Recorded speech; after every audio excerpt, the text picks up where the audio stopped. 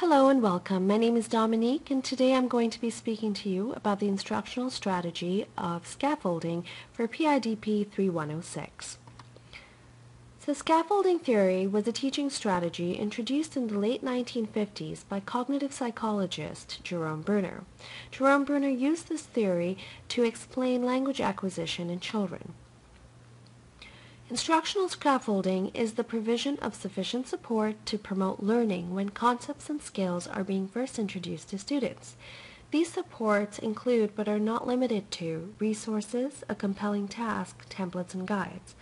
So teachers help students master a task or a concept by providing support. The basic premise of Bruner's theory is that scaffolding is a temporary support that is gradually removed as the learner becomes increasingly capable of comprehending or carrying out the tasks independently. So the materials learned remain consistent through the process, but the assistance on the part of the educator varies depending on the skill of the student. There are two main types of scaffolding. One is hard scaffolding and the other is soft or contingent scaffolding. The major point of difference between the two is that hard scaffolding is predetermined assistance, so the educator decides ahead of time as to how he or she will be helping the student. Soft or contingent scaffolding depends on the level of skill as well as the situation at the time of education. So there are several advantages, of course, to scaffolding, and the primary ones being motivation and efficiency.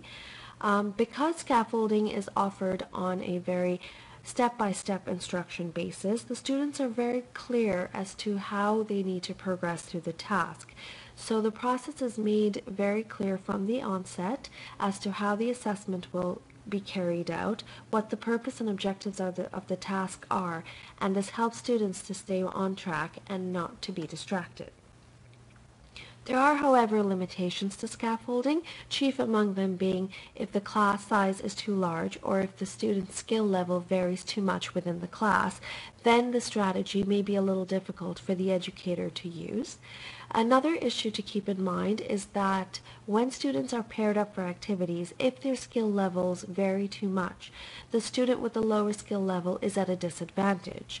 What the cognitive psychologists have suggested is to use pairing between students with different perspectives. This encourages critical thinking and the ability for students to resolve the conflict between their independent perspectives. So teachers offer levels of verbal as well as nonverbal demonstration and direction as the student observes, mimics, or shares the tasks. With increased understanding and control, students need less assistance. So the teacher's level and the type of support that they will offer students is going to change over time. It starts off as directive, then moves on to suggestion, encouragement, and eventually observation. So optimum scaffolds adapt to the learner's tempo, moving them from others regulating them to self-regulation. So on the part of the learner, progress is at its highest when they are self-regulating. For the educator's role, scaffolding is that of an expert.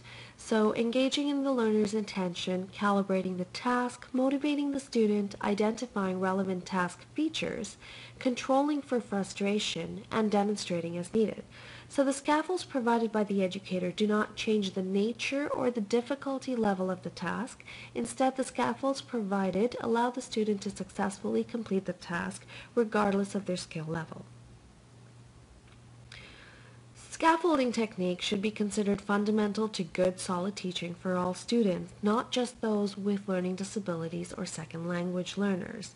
So therefore, scaffolding is a very universal teaching strategy, and it can be used in a safe, inclusive environment where it involves the inclusion of all cultures, all genders, and it's a great way to challenge students at different levels as well as customized learning, and it also has the opportunity for more general learning through hard scaffolding.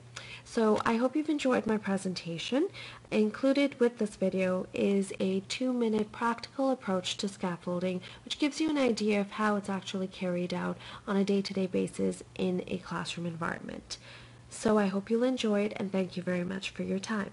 Have a great day.